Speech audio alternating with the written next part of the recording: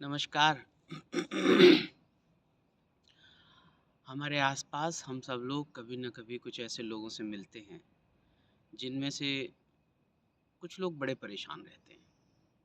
कोई अपने जीवन में कुछ अनुभव किए हैं जिसकी वजह से अब जीने की उम्मीद छोड़ चुका है, और कोई ऐसा भी मिलता है जो कि अपने जीवन में हुए अनुभवों की वजह से अब जीना चाहता है, लेकिन उसे रास्ता नहीं मिल रहा है।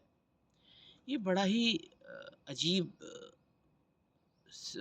परिस्थिति होती है। कोई जीना नहीं चाहता, कोई जीना चाहता है, लेकिन उसे जीने का कोई रास्ता नहीं मिलता है। लेकिन आपने ऐसा भी देखा होगा कि कुछ लोग ऐसे भी होते हैं जिनको जब वो ढूँढ रहे होते हैं अपने आप को, जब वो ढूँढ रहे होते हैं अपने एक उम्मीद को, अचानक से उन्हें एक उम्मीद मिलती है, और आप कुछ दिनों बाद या कुछ समय बाद उन्हें देखते हैं कि वो तो फिर से वैसे ही पुनर्जीवित हो चुके हैं। आखिर ऐसा होता कैसे होगा?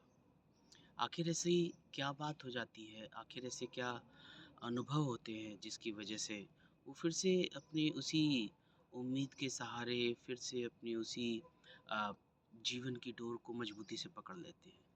कुछ तो ऐसा होता होगा। अक्सर ये मानते हैं लोग, अपने अनुभवों के आधार पे लोग ऐसा समझते हैं कि हर व्यक्ति कहीं न कहीं जीने की उम्मीद तो रखता है, बहुत शिद्दत से। वो रखता था, रखता है, और शायद बहुत शिद्दत से उसने प्रयास किया, नहीं मिला उसको, तो अब वो जीने की उम्मीद छोड़ दिया है उसने। लेकिन ऐसा नहीं है कि उसके अंदर जीने की उम्मीद फिर से पैदा नहीं की जा सकती। थोड़े से प्रयास की ज़रूरत है। तो ऐसा नहीं है कि उसको रास्ता नहीं दिखाया जा सकता। ऐसा नहीं है कि वो रास्ता देखना नहीं चाहता है। उसको रास्ते की तलाश अब भी है, मंज़िल की तलाश अब भी है, बस थोड़े से प्रयास की ज़रूरत है। आपके कुछ शब्द किसी को कहे गए हैं, वो किसी के अंदर जीवन की तलाश फिर से पैदा कर सकते हैं, जीवन के प्रति आशा का भाव फिर से पैदा कर सकते हैं।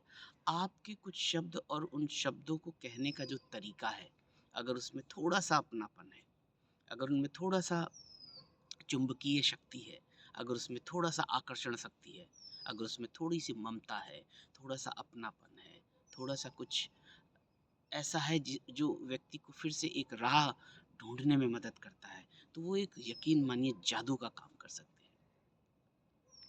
अगर आपके शब्दों को जो आप किसी के लिए यूज़ कर रहे हैं, अप्लाई कर रहे हैं, उनका आप किसी को कुछ बोल रहे हैं, अगर उन शब्दों को जो कहने का तरीका है, अगर उसमें थोड़ा-सा सकारात्मकता आ जाए, अगर उसमें थोड़ी-सी उम्मीदों का चाशनी और ज़्यादा घोल दिया जाए, यकीन मानिए आपके शब्द जादू कर सकते हैं, और जादू किया है। लोगों के कहने के तरीके में इतनी आकर्षण शक्ति होती है कि वो उम्मीद से हारे हुए लोगों को फिर से जीने का तरीका सिखा सकते हैं। ऐसा जादू अक्सर होता रहता है हमारे आसपास। सबसे बड़ा उदाहरण तो देखिए, एक माँ अपने बच्चे को जब प्यार करती है, वो समा देखिए, वो उस समय की वो घटना देखिए। वो बच्चा कितना उम्मीदों से लबरेज, खिलखिलाहट। वो माँ अपने बच्चे को जब स्तनपान कराती है, उस समय उस बच्चे के अंदर उम्मीदों का समुद्र कितना उफान मार रहा होता है, उसको देखिए। कुछ इसी तरह की प्रेरणा शक्ति हमको अपने जीवन में अपने आसपास भी लोगों को देने की ज़रूरत है। यकीन मानिए, उम्मीद से हारे हुए, थके हुए लोग, परेशान अपने आप से, अपने आप को ढूँढते हुए लोग, वो किसी न किसी एक सहारे की तलाश में हैं आज भी। बस ज़रूरत है हम किस तरह से उनको उस राह दिखाने में मदद कर पाते हैं। आपके श मुखार बिंदु से निकले हुए शब्द, आपके शरीर का एक जो संदेश जाता है, आपकी बॉडी लैंग्वेज जो जिसे हम कहते हैं, शरीर की भाषा, आपकी आँखों की भाषा, ये लोगों के अंदर अथाह उम्मीदें पैदा कर सकती है। बस ज़रूरत है उनको थोड़ा-सा अपनेपन के साथ ये बात कहने की, नहीं भाई, तुम अभी ख़त्म नहीं हुए हो, तुम अभी चूके नहीं हो, तुम्हारे अंदर अभी भी बहुत सारी ऊर्जा पड़ी हुई है। बस ज़रूरत होती है एक जामवंत बनने की। जामवंत की कहानी याद होगी, हनुमान जी रो रहे हैं, लक्ष्मण को बचाना है, बेहोश पड़े हुए हैं, और हनुमान जी परेशान हैं कि कैसे बचाया जाए।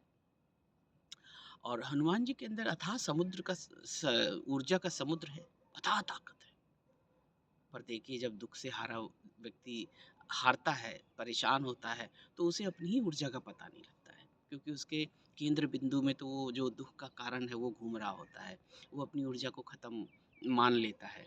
हनुमान जी भी परेशान हैं।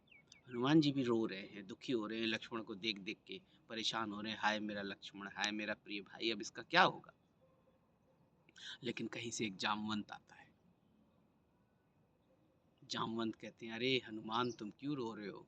हनुमान जी कहते हैं, क्या करूं भगवान, मेरा प्रिय भाई मेरा लक्ष्मण आज बेहोश पड़ा हुआ है, मैं इसकी मदद नहीं कर पा रहा हूँ। तो जामवंत जी कहते हैं, अरे भाई तुम ऐसे परेशान क्यों होते हो, तुम्हारे अंदर तो बहुत ऊर्जा है, जाओ उड़ के और संजीवनी बूटी लेकर आओ पर्वत से। कहता है, हनुमान जी कैसे जाऊँ मैं तो जानता ही नहीं हूँ कैसे रास्ता है, कैसे जाना चाहिए, क्या ज़रूरत है। तो हनुमान जी उसको जामवंत जी उसको याद दिलाते हैं कि अरे हनुमान, ओ वीर हनुमान, तुम परेशान नहीं हो सकते हो। तुम तो लोगों की परेशानी का निराकरण करते हो, तुम्हारे अंदर ऊर्जा है, जाओ तुम उड़ के जाओ और उड़ के जाओ और संजीवनी बूटी लेकर आओ संजीवनी पर्वत से। हनुमान जी को याद आता है कि अच्छा हाँ, मेरे अंदर तो इतनी काबिलियत है, मेरे अंदर तो इतनी ऊर्जा है, मैं इस दुख की वजह से अपनी उस ऊर्जा को भूल गया था। हनुमान जी को याद आ जाता है। और वही हनुमान जी जो रो रहे थे, परेशान हो रहे थे, वही हनुमान जी जो विलाप कर रहे थे, उनको समझ नहीं आ रहा था। वो जाते हैं उड़ के या कैसे भी हमें नहीं पता, लेकिन अगर हम किसी से प्रेरणा लेने की बात करें तो हनुमान जी उड़ के जाते हैं और वो वहाँ से चैन संजीवनी पर्वत से संजीवनी बूटी लेकर आते हैं और हनुमान जी को हनुमान लक्ष्मण जी को लगाई जाती है। इसी तरह का कुछ जामवंत बनने की हमको भी ज़रूरत होती है। हर व्यक्ति के पास ऊर्जा है, हर व्यक्ति के पास साहस है, संबल है। बस कई बार परेशानियों का बादल आकर उन व्यक्तियों की ऊर्जा को ढक लेता है और वो व्यक्ति भ्रमित हो जाते हैं कि अब मैं अपनी ऊर्जा को यूज़ कर सकता हूँ कि नहीं कर सकता हूँ। हर व्यक्ति इंतज़ार कर रहा है एक जामवंत की। कई लोग अपने आसपास जामवंत बन के आ जाते हैं, अपने आसपास के लोगों की मदद करते हैं और वो व्यक्तियों को फिर से जीने का सहारा मिल जाता है। नहीं तो आप देखते हैं कितने जीवन बर्बाद हो जाते हैं। बस हमको अपने अंदर ये भाव रखना चाहिए कि हम जामवंत बन सकते हैं। कई बार हमको खुद भी तो नहीं पता चलता है कि हम जामवंत हैं। अपने आप से सवाल जवाब करना, अपने आप की खोज करना, अपने आप की पहचान करना, अपने आप को पाना आपको जामवंत बनने में मदद कर सकता है। आपके अंदर भी यही तो मैं बताने की कोशिश कर रहा हूँ। हम सब लोग भूल जाते हैं कि अरे हमारे अंदर इतनी योग्यता है कि हम दूसरे की मदद कर सकते हैं। जामवंत को पता था खुद के बारे में भी, जामवंत को पता था हनुमान जी की अंतर्निहित ऊर्जा के बारे में भी। हमारे आसपास ऐसे बहुत से लोग हैं जो परेशान हैं। एक हल्का सा सहारा, एक हल्का सा अपनापन का थपेड़ा, एक हल्का सा अपनेपन का एहसास उनको फिर से अपनी उस ऊर्जा को समाहित करने में मदद करता है और वो फिर से चलायमान, कार्यवान, कार्यशील, गतिशील हो सकते हैं। ज़रूरत है हमें अपने खुद को इस बात की एहसास दिलाने की कि हाँ, मैं सामने वाले की मदद कर सकता हूँ।